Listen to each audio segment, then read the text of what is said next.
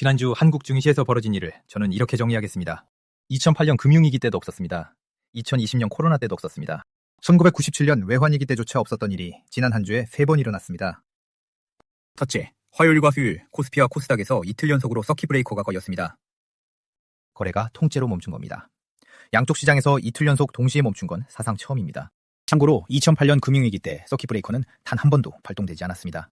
둘째, 그렇게 무너지던 시장이 금요일 하루에 17.91% 올랐습니다. 1980년에 종합주가지수를 만든 이래 45년 만에 최대 상승률입니다. 전전 기록은 금융위기 한복판이던 2008년 10월 30일에 11.95%였죠. 셋째, 그날 지수가 오른 폭이 1001포인트입니다. 하루에 1000포인트가 오른 건 우리 증시가 문을 연 이래 처음입니다. 무너진 것도 처음이고 튀어오른 것도 처음입니다. 같은 주예요. 그런데 이 영상에서 정말 말씀드리고 싶은 건 지난주 이야기가 아닙니다. 잠시 뒤 9시에 열릴 이번 주장입니다. 금요일에 그 폭등이 바닥을 찍고 올라가는 신호인지, 아니면 너무 많이 빠진 데 따른 일시적 반자금인지, 그 답이 이번 주에 나옵니다. 오늘은 3가지만 짚겠습니다. 지난주에 실제로 무슨 일이 있었는지, 왜 하루 만에 방향이 뒤집혔는지, 그리고 이번 주에 무엇을 확인해야 하는지. 지난주만 떼어놓고 보면 이해가 안 되는 장면들이 있습니다. 7월 전체를 봐야 합니다. 7월 한 달 동안 코스피는 22.19% 빠졌습니다. 한 달 만에 지수의 5분의 1이 사라진 겁니다. 매수와 매도를 잠시 멈추는 사이드카는 7월에만 16차례 발동됐습니다. 거래일이 20날 남짓인데 말이죠. 이미 한 달 내내 시장은 지쳐 있었습니다. 지난주는 그 위에 얹힌 마지막 한 주였습니다. 쌓여있던 것이 한꺼번에 터졌다고 보시면 됩니다. 지난주 월요일 저는 이번 주에 확인할 것이 4가지라고 말씀드렸습니다. 중국 CXMT의 상장, SK하이닉스 실적, FOMC, 그리고 정부의 레버리지 규제였죠. 4가지가 전고 현실이 됐습니다. 그것도 한 주에 몰려서요. 다만 그 강도는 예상보다 훨씬 컸습니다. 하나씩 보겠습니다. 7월 27일 월요일 중국 창신메모리 CXMT가 상하이 증시에 상장했습니다. 공모가는 8.66위안, 첫날 종가는 공모가 대비 466% 올랐습니다. 5배 넘게 뛴 겁니다. 이 회사가 상장으로 끌어모은 돈이 579억 위안, 우리 돈 약 12조 5천억 원입니다. 올해 아시아 증시에서 있었던 기업 공개 중 최대 규모이고 중국 반도체 기업으로는 역대 최대입니다. 장중 시가총액은 680조 원을 넘어서면서 중국 본토 증시 시총 1위에 올랐습니다. CXMT는 세계 디램 시장 4위입니다. 삼성전자, SK하이닉스, 마이크론 다음이죠. 그 4위 회사가 하루 만에 중국에서 가장 비싼 회사가 된 겁니다. 그런데 같은 날 하나가 더 있었습니다. 이쪽이 더 무겁습니다. 중국 상하이의 율량선이라는 신생기업이 DUV 액침 노광장비의 상업 양산에 들어갔습니다. 노광장비는 반도체 회로를 웨이퍼에 새기는 핵심 장비입니다. 네덜란드 ASML이 시장의 98.7%를 쥐고 있는 서방이 중국을 막아온 마지막 관문이었죠. 여기서 냉정하게 볼 부분이 있습니다. 율량선의 올해 생산 목표는 5대, 2027년까지 누적 20대입니다. ASML은 올 한 해에만 이 장비를 130대 넘게 내보냅니다.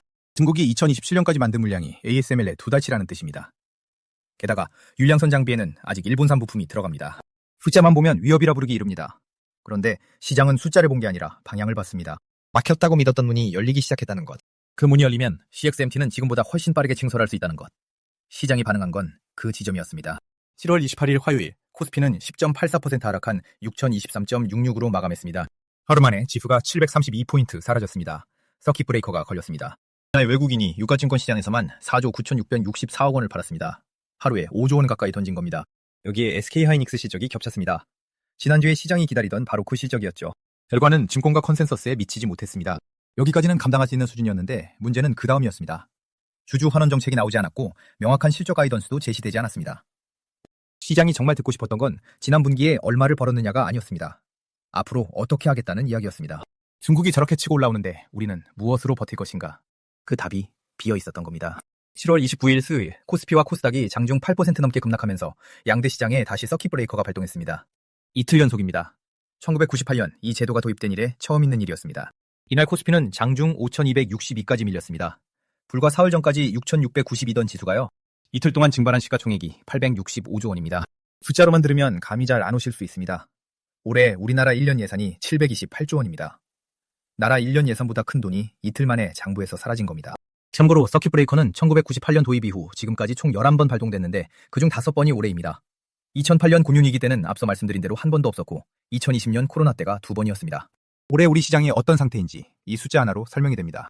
같은 날 밤 미국에서는 FOMC가 금리를 3.5%에서 3.75% 구간으로 동결했습니다. 표면적으로는 무난한 결정이었죠. 그런데 표결이 9대 3이었습니다. 3명이 반대했는데 인하가 아니라 인상을 지정한 반대였습니다. 이 부분은 사막에서 다시 다루겠습니다. 목요일까지 시장은 공포 그 자체였습니다. 그리고 금요일 코스피는 17.91% 올랐습니다. 삼성전자가 26.81% 오른 26만 2,500원, 1975년 상장 이후 하루 기준 가장 큰 상승률입니다. SK하이닉스는 29.95% 올라 상한가 171만 8천원으로 마감했습니다. 가격 제한폭이 30%로 넓어진 2015년 6월 이후 하이닉스가 상한가로 끝난 건 처음입니다. 이날 외국인은 7조 원 넘게 사들였습니다. 사흘 전 5조 원을 던졌던 그 외국인이요. 무엇이 바뀐 걸까요? 네 가지가 겹쳤습니다. 7월 폭락의 밑바닥에는 하나의 두려움이 깔려 있었습니다. AI에 쏟아붓는 돈이 과잉 투자 아니냐. 저 설비 투자가 꺾이면 메모리 수요도 같이 꺾이는 것 아니냐는 두려움이었죠. 목요일 밤 마이크로소프트가 실적을 냈습니다. 다음 분기 매출과 클라우드 성장률 전망을 시장 예상보다 높게 제시했습니다. 그런데 자본 지출은 오히려 시장 추정치보다 낮게 나왔습니다. 이 조합이 중요합니다. 돈은 덜 쓰는데 더 벌겠다는 뜻이니까요. AI 투자가 밑빠진 독이 아니라 수익으로 돌아오고 있다는 신호로 읽힌 겁니다. 아마존은 반대편에서 같은 메시지를 냈습니다. AWS 성장세를 확인시키면서 올해 설비 투자 계획을 2천억 달러에서 2,200억 달러로 올렸습니다. 200억 달러, 우리 돈 약 28조 원을 더 쓰겠다는 겁니다. 한쪽은 효율을 증명했고 한쪽은 규모를 늘렸습니다. 어느 쪽이든 결론은 하나였습니다. AI 사이클은 아직 안 꺾였다. 미국 시장이 먼저 반응했습니다. 금요일 나스닥이 2.78% 올랐고 S&P 500이 1.66%, 다우가 1.19% 올랐습니다. 6거래일 연속 하락을 끄는 날이었습니다. 허에게 찰금을 부리던 한 헤지펀드가 마진콜, 그러니까 추가 증거금 요구를 막고 포트폴리오를 청산했습니다. 주식이 빠지면 빚내서 산 쪽이 먼저 정리당합니다. 정리당하면 또 빠지고 빠지면 또 정리당하죠. 이게 지난주 시장을 아래로 끌어내린 악순환의 정치였습니다. 그런데 이 고리는 팔 사람이 다 팔면 끝납니다. 큰 펀드 하나가 청산됐다는 소식은 그 지점에 도달했다는 신호를 일으켰습니다. 시장에서는 이걸 항복 신호라고 부릅니다. 금요일은 단일 종목 레버리지 상장지수 상품에 대한 금융당국의 보완 대책이 앞당겨 시행된 날이기도 했습니다. 기본 예탁금이 1,000만 원에서 3,000만 원으로 3배 올라갔습니다. 이 상품은 특정 종목 하나가 오르면 2배로 벌고 떨어지면 2배로 잃는 구조입니다. 지난 몇 달간 우리 시장의 변동성을 키운 주범으로 지목되었죠. 문턱을 3배로 올린 겁니다. 지난주 대신증권 이경민 연구원은 이번 급락을 이렇게 진단했습니다. 반도체 쏠림과 레버리지 ETF의 부작용이 맞물린 자기 강화 현상이라고요. 스스로 몸집을 불리는 하락이었다는 뜻입니다. 그 증폭장치의 밸브를 조인 날 시장은 반대 방향으로 튀었습니다. 여기서 반드시 짚고 넘어가야 할 숫자가 있습니다. 금요일 하루 17.91%가 워낙 압도적이라 회복된 것처럼 보이지만 지난주 코스피는 주간 기준으로 1.42% 하락했습니다. 6,690에서 시작해 6,595로 끝났으니까요. 앞서 말씀드린 7월 전체 성적표와 함께 놓으면 더 분명해집니다. 한 달간 22.19% 하락, 그 끝에 붙은 하루 17.91% 상승입니다. 금요일의 폭등은 잃은 것을 되찾은 게 아니라 지나치게 빠진 것을 일부 되돌린 겁니다. 이 구분이 이번 주 판단의 출발점입니다. 증권가의 진단부터 정리하겠습니다. 대체적인 시각은 이번 폭락이 기업 실적이 나빠져서 생긴 게 아니라 공포심리와 수급 불균형이 만든 비이성적 과매도라는 쪽입니다. 대신증권은 시장이 정상화되면 8,200에서 9,300선까지 회복할 여력이 있다고 봤습니다. NH투자증권 나정환 연구원은 레버리지 규제로 변동성이 잦아들면서 이제 실적이 주가를 움직이는 실적 장세로 넘어갈 수 있다고 전망했습니다. 다만 대체적인 전망은 한 번에 올라가는 게 아니라 계단식 관대입니다. 오르내리기를 반복하면서 올라간다는 뜻이죠. 그래서 이번 주에는 세 가지를 보시면 됩니다. 이번 주 최대 변수는 수요일입니다. 미국의 샌디스크와 웨스턴 디지털이 실적을 발표합니다. 이 두 회사가 왜 중요할까요? 낸드 플래시를 만드는 회사들이기 때문입니다. 삼성전자, SK하이닉스와 같은 메모리 시장에서 뛰는 선수들이죠. 마이크로소프트와 아마존이 알려준 건 AI에 돈을 계속 쓴다는 사실이었습니다. 그런데 그 돈이 실제로 메모리를 사는 데 쓰이고 있는지는 메모리 회사가 말해줘야 합니다. 샌디스크와 웨스턴 디지털의 실적과 전망은 그 질문에 대한 가장 가까운 답입니다.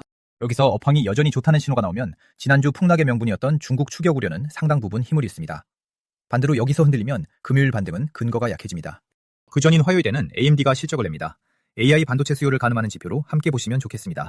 금요일에는 미국의 7월 고용 보고서가 나옵니다. 시장이 예상하는 비농업 부문 취업자 수는 9만 명 증가, 실업률은 6월 4.2%에서 4.3%로 오르는 것입니다. 여기서 감이 헷갈리실 수 있습니다. 고용이 나쁘게 나오는 게 주식시장에는 오히려 좋은 국면이기 때문입니다. 이유는 이렇습니다. 지금 미국 연준 안에서는 금리를 올려야 한다는 목소리가 나오고 있습니다. 물가가 잡히지 않아서죠. 그런데 고용이 식으면 정기가 과열이 아니라는 뜻이 되고 금리를 올릴 명분이 약해집니다. 그러니 예상보다 부진한 숫자가 나오면 금리 인상 우려가 물러나면서 증시에는 우호적으로 작용할 수 있습니다. 다만 너무 나쁘면 이번엔 경기 침체 걱정이 새로 붙습니다. 시장이 반길만한 구간은 예상치를 살짝 밑도는 정도입니다. 가장 단순하지만 가장 정직한 지표입니다. 지난 화요일 5조 원을 팔았던 외국인이 금요일에 7조 원 넘게 샀습니다. 하지만 하루로는 아무것도 증명되지 않습니다. 금요일 매수 중 상당 부분은 공매도를 되갚는 이른바 숏 커버링 성격이 섞여 있을 수 있습니다.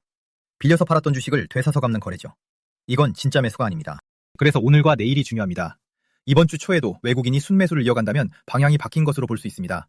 반대로 오늘 바로 매도로 돌아선다면 금요일에 그 7조 원은 되갚기였다는 해석이 유력해집니다. 마지막으로 하나만 더 말씀드리겠습니다. 지난주 FOMC는 금리를 동결했지만 3명이 반대표를 던졌습니다. 인하하자는 반대가 아니라 지금 올리자는 반대였습니다. 이런 3명이 동시에 인상을 주장한 건 흔한 일이 아닙니다. 연준은 성명에서 중동 분쟁에서 비롯된 불확실성을 언급했습니다. 유가가 물가를 밀어올리는 경로가 여전히 살아있다는 뜻입니다. 지금 시장은 금리가 더 오르지 않는다는 전제 위에서 반등하고 있습니다. 그 전제에 금이 가면 이야기가 달라집니다. 이번 주 나올 미국 지표들, 특히 금요일 고용 지표를 그래서 봐야 합니다. 여기까지 들으시고 그래서 사라는 거냐 팔라는 거냐 궁금하실 텐데 이번 주에 관해서만 말씀드리면 이렇습니다. 지금은 방향이 정해지지 않은 구간입니다. 수요일 매물이 실적과 금요일 고용 지표라는 두 개의 관문이 아직 남아있으니까요. 방향이 정해지지 않은 구간에서 가장 흔한 실수는 금요일 같은 급등을 보고 뒤늦게 한 번에 들어가는 것입니다. 지난주에 하루 17% 오른 시장이라면 하루 10% 빠지는 것도 가능한 시장이라는 뜻이기도 합니다. 확인할 것을 확인한 다음에 움직여도 늦지 않습니다. 이번 주는 관문 두 개가 사흘 간격으로 놓여있는 주간입니다. 정리하겠습니다. 첫 번째, 상승 흐름입니다. 수요일 매물이 실적이 좋게 나오고 외국인 매수가 이어지는 경우입니다. 이때는 지수가 6,800에서 7,000 구간을 시험하게 됩니다. 다만 지난주 같은 급등은 기대하지 않는 게 좋습니다. 계단식으로 올라갈 가능성이 큽니다. 두 번째, 흥부 흐름입니다. 가장 가능성이 높다고 보는 시나리오입니다. 금요일 고용 지표를 확인하기 전까지 시장이 방향을 잡지 않고 6,400에서 6,700 사이에서 오르내리는 그림입니다. 이 구간에서는 지수보다 개별 종목의 실적이 주가를 가릅니다. 세 번째, 재하락입니다. 매물이 실적이 부진하게 나오거나 외국인이 다시 매도로 돌아서는 경우입니다. 이때는 지난주 저점이었던 5,262 부근이 다시 언급될 수 있습니다. 다만 레버리지 상품의 문턱이 3배로 높아졌기 때문에 지난주 같은 속도의 붕괴가 재현될 가능성은 낮아졌습니다. 지난주는 우리 증시가 45년 동안 겪어보지 못한 한 주였습니다. 이틀 연속 멈춰섰고 하루 만에 1000포인트가 올랐습니다. 이런 장에서 가장 위험한 건 어제의 움직임을 내일의 방향으로 착각하는 것입니다. 금요일에 17% 올랐다고 이번 주도 오른다는 보장은 없고 화요일에 10% 빠졌다고 계속 빠질 이유도 없습니다. 그래서 오늘은 숫자 3개만 기억하시면 됩니다. 수요일 매물이 실적, 금요일 미국 고용지표, 그리고 매일 확인할 수 있는 외국인 순매수입니다. 잠시 뒤 9시 장이 열립니다. 오늘 시장이 어디로 가는지 함께 확인하시죠. 구독과 좋아요는 다음 영상을 만드는 힘이 됩니다. 감사합니다. 지금까지 머니버스터였습니다. 구독, 좋아요는 영상 제작에 너무나도 큰 힘이 됩니다.